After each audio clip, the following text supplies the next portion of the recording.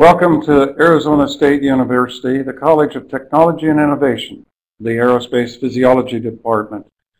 I'm your host, Ron Diedrichs.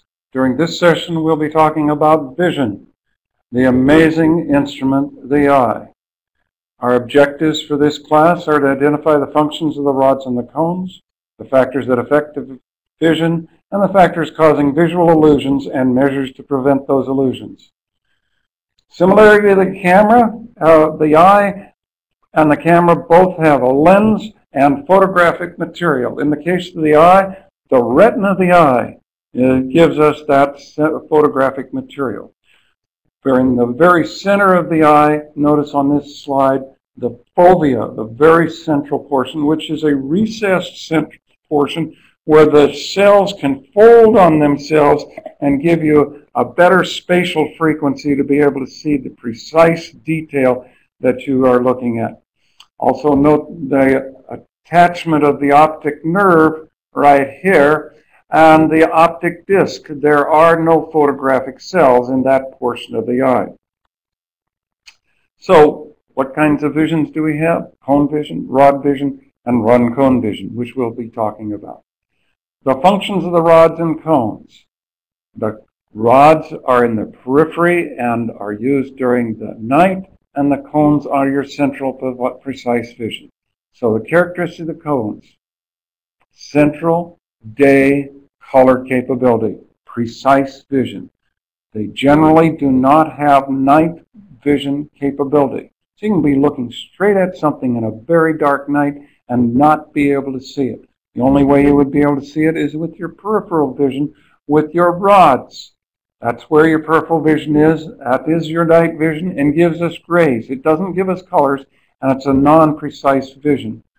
Totally distinct principles between cone vision and rod vision. However, there is an overlap between them slightly at room light, known as the mesopic vision. So as we've described, your central fovea vision gives you precise vision, and your peripheral vision, even in the day, is taken care of by the rods. Factors affecting vision at high levels of illumination.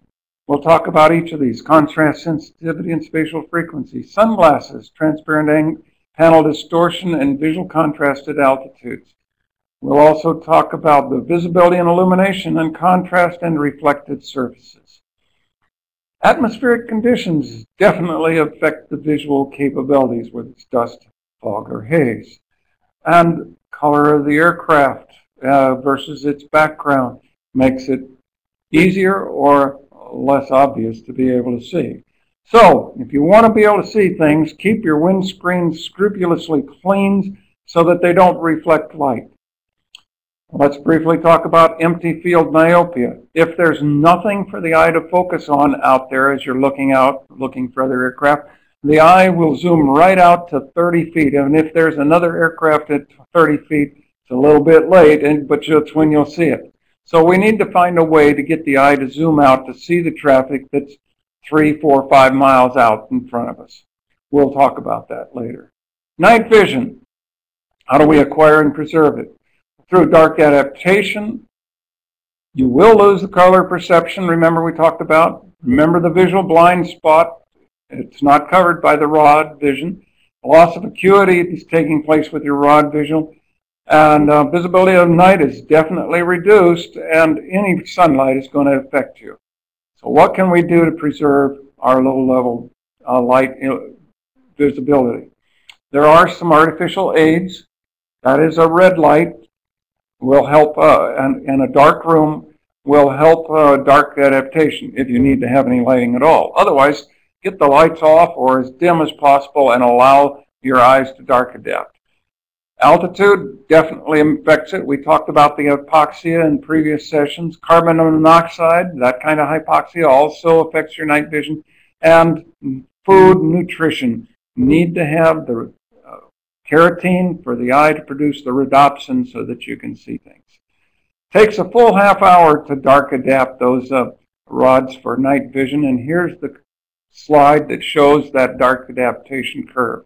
The cones start dark adapting right away and only get you down to a very limited level, and then the rods start taking over, giving you the dark adaptation, which takes 25 to 30 minutes, as you see on this slide.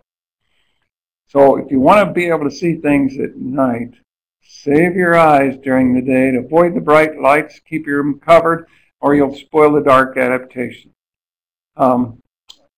If you see a bright light during the day and you're out in the bright sun without protecting your eyes, you can lose your night vision capability or have diminished capability for as long as 5 hours.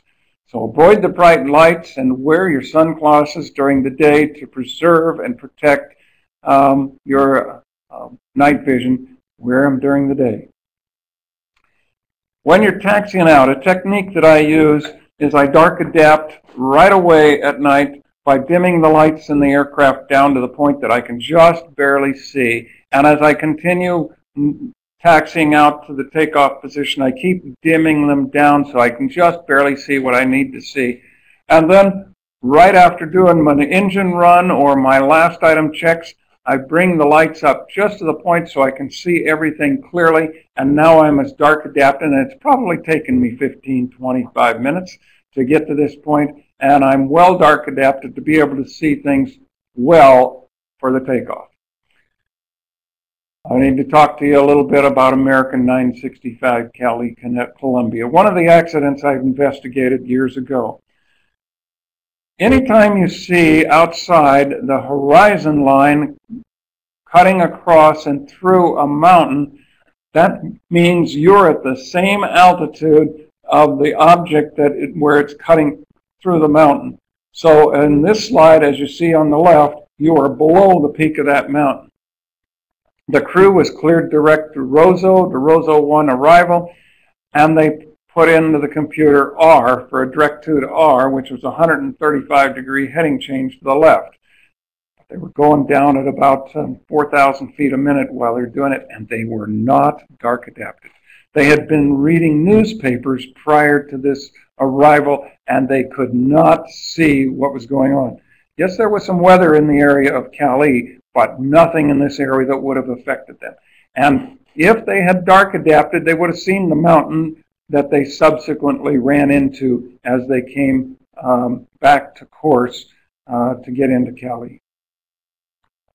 We talked about dark adaptation and using red lights. Might take a note if you're using charts. Make sure you don't put red lines on your charts if you're going to be using red light.